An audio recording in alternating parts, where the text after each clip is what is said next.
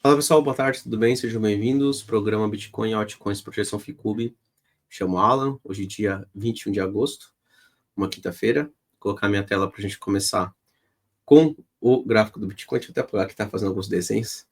Bem, vamos lá. Bitcoin segue na faixa do 112 ainda, tá? Então, aí é uma região de suporte, tá? Hoje ele está um pouco mais no negativo ali, né? Inclusive ameaçando perder aí a mínima de ontem. De qualquer forma, é uma região que eu gosto mais da compra, tá?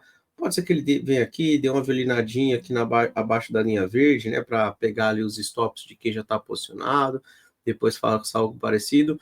Enfim, é uma região que eu gosto mais da compra, tá? O que eu não gostaria ali de ver e que realmente me deixaria desconfortável é o seguinte: supondo que ele começa a fechar para baixo, né, do 112, para baixo é de 111 mil, e depois dê outro candle na sequência apontando para baixo. Isso já começa a me indicar realmente uma falha ali na região de suporte, perde aqui essa região de fundo anterior, e aí eu entendo que ele pode buscar como próximos alvos até a região dos 100 mil aqui embaixo, tá?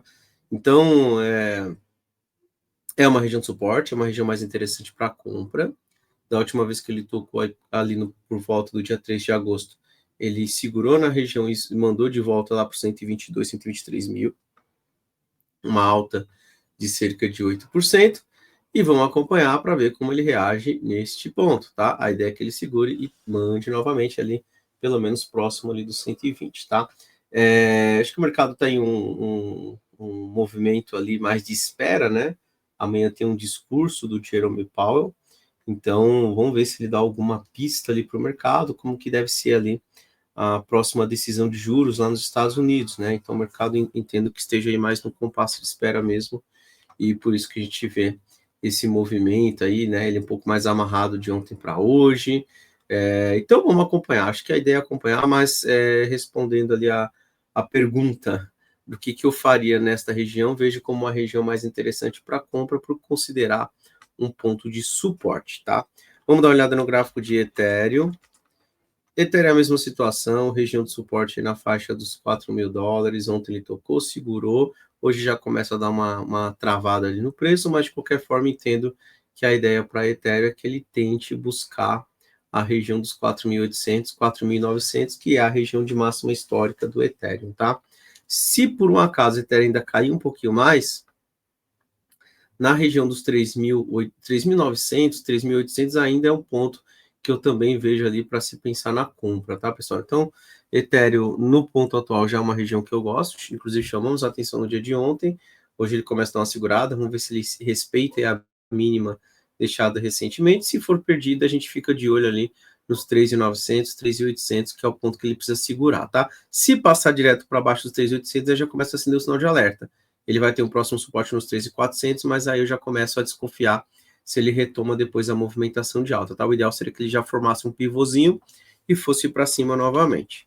Solana, desculpa, vamos lá.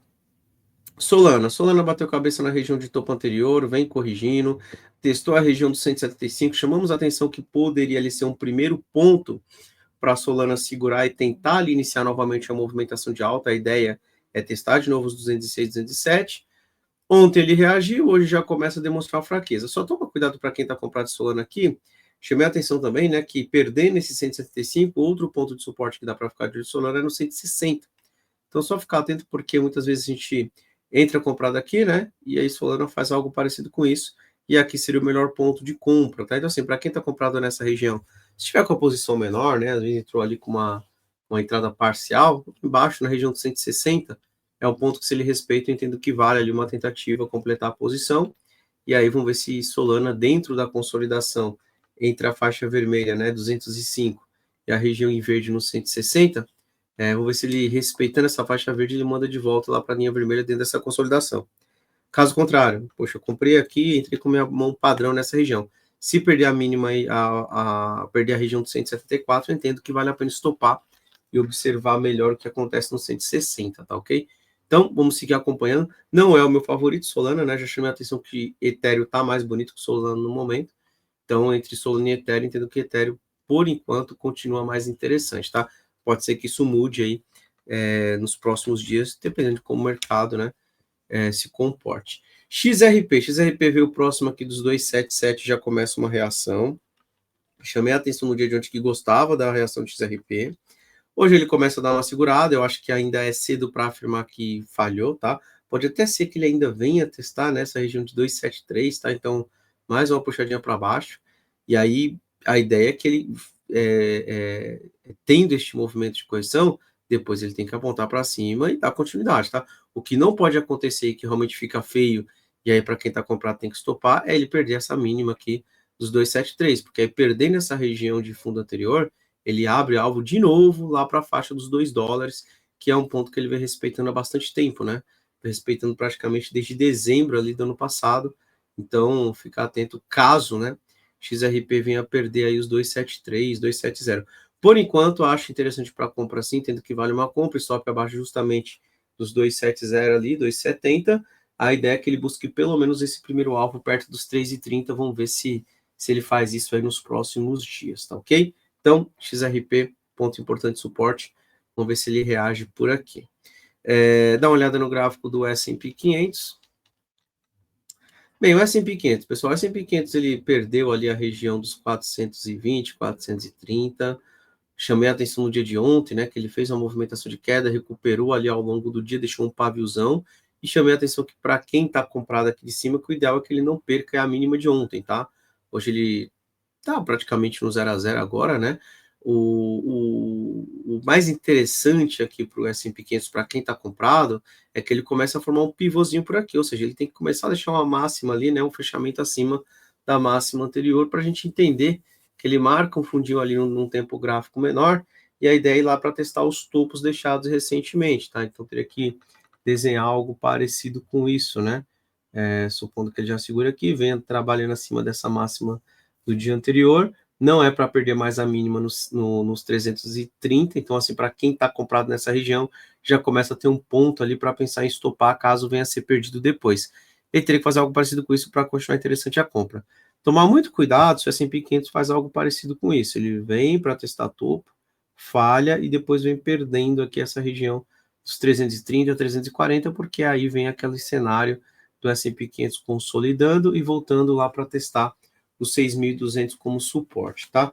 Então, ainda vejo um S&P 500 para cima, mas ele perdeu uma região de suporte importante, que é o 6.400, 420. A gente chamou a atenção quando ele veio para baixo, que era para ficar ali mais atento, né? Acendeu o sinal de alerta, porque tinha ficado ali um pouco mais esquisita essa movimentação, mas ainda vejo que ele pode ir lá para testar, e aí quando ele volta para testar, ele não pode mais perder essa região dos 340, quando ele tem uma reação aí para testar de novo os 6.400 como uma resistência, tá?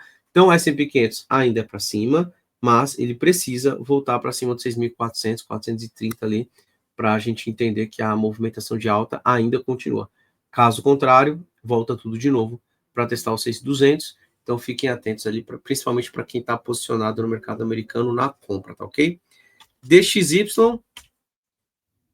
vamos lá, o DXY, bem, não tem muito o que falar, o dólar travadinho, enquanto ele estiver abaixo dos 98.999, entendo que a movimentação é de consolidação, tá? Ele bate cabeça aqui, pode voltar tudo de novo lá para os 96.700, 97. A partir do momento que ele começa a trabalhar para cima aqui dos 98, 99, aí sim ele abre um espaço de alta, né, até a região dos 101, 102, tá? Então, ficar atento caso esse dólar venha romper essa linha vermelha aí que a gente marcou na tela, marcou no gráfico. Por enquanto é travado, tá? Apesar da movimentação de alta hoje, né? Tenho chamado a atenção que depois de 6 meses, né? O dólar, ele cruza novamente essa mínima 17,34 para cima. Ele cruzou para baixo aqui em fevereiro, andou ali na movimentação de queda e agora começa a cruzar para cima. Isso pode indicar para a gente sim um movimento ali de reversão no dólar, o início de uma movimentação de alta para frente. Mas eu só vou acreditar nesse dólar um pouco mais forte a partir do momento que ele começa a trabalhar para cima dos 99. Abaixo dos 99, entendo que ele pode simplesmente continuar andando de lado, que é o que ele tem feito aí pelo menos desde o dia 2 de julho, né? Então, vamos seguir acompanhando, mas de qualquer forma, dólar abaixo da resistência, abaixo dos 99, ficar atento como ele vai reagir quando testa por ali, tá ok? Bem, pessoal, vou encerrando por aqui, né? Só lembro vocês de darem uma olhada na descrição do vídeo. Para quem tem interesse ali em ter acesso ao nosso gráfico web, nossa ferramenta aqui, com recurso de inteligência artificial, né? Eu sempre mostro ali para vocês o recurso de inteligência artificial, que mostra ali as probabilidades do ativo. Então, por exemplo, aqui XRP, no gráfico diário, a inteligência artificial ainda tem um viés de 80% de alta, então tem um viés bom de alta ali, tá? Posso ver ali os cenários que ele me projeta, né? Então eu vou marcando. Ele tem um primeiro cenário aqui que ele acaba violinando o fundo anterior, né? Então ele acaba estopando quem está comprado agora para depois tentar mandar para cima. Vamos pegar outro cenário. Aqui ele também dá uma beliscadinha no fundo anterior. Esse aqui já não perderia aquele fundo, né? Ele segura e depois manda tudo de novo. Anda de lado, depois retoma ali a movimentação de alta. E você consegue ver pela data ali, né? Mais ou menos um período de alguma movimentação parecida. Então, se eu voltar lá no dia 30 de maio, ele acaba encontrando alguma movimentação que gerou esse movimento ali parecido com o que acontece agora. Provavelmente foi aqui, ó. 30 de maio, foi aqui. Então, o que ele fez? Ele marcou um fundo, veio testar e depois explodiu para cima. É mais ou menos o que ele está entendendo que pode acontecer, né? Deixou um fundo, pode testar e depois explode para cima novamente. Então, ele vai pegando ali no passado e tentando identificar cenários que sejam mais parecidos, né? De acordo com a configuração das mimas, os rocks, o próprio price action também, como se movimenta. Então, tudo isso é levado em consideração pela inteligência artificial, tá? Então, para quem quer ter o recurso de inteligência artificial para poder ali auxiliar na tomada de decisão, quer ter ali também, né, o recurso de desenhar no futuro, que é uma ferramenta ali que é bem útil para a gente projetar os cenários mais prováveis, né, o que a gente sempre faz aqui.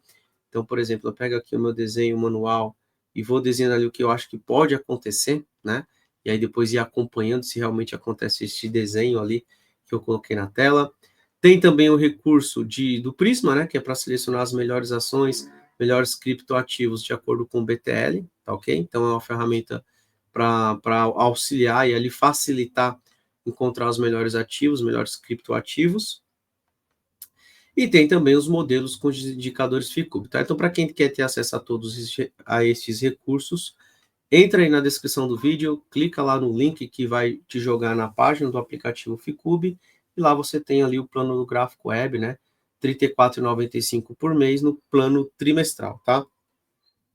Lembrando que temos também os planos do nosso aplicativo, e quem é assinante do aplicativo Ficube também tem acesso ao gráfico web no aplicativo Ficube, lembrando que são enviadas as recomendações, né? Tanto para o mercado de criptoativos, mercado de bolsa brasileira e também o bolsa americana, tá? Então é isso, pessoal. Vou encerrando por aqui. Desejo para todos um bom final de quinta-feira e amanhã a gente está de volta, né? Para ver como que esse mercado vai se comportar, principalmente aí após o pronunciamento, né? O discurso do Jerome Powell, que eu acho que está marcado para amanhã às 11 horas da manhã, né? Então, ficar atento. Pode ser que a gente tenha um mercado aí tendo uma certa volatilidade, dependendo do que venha a ser dito ali amanhã, tá ok? Então, desejo a todos um bom descanso. Daqui a pouco o Mestre Boa entra aí na sala, né, às 17 horas, para analisar o mercado brasileiro e americano. Um abraço a todos, até amanhã. Tchau, tchau, pessoal.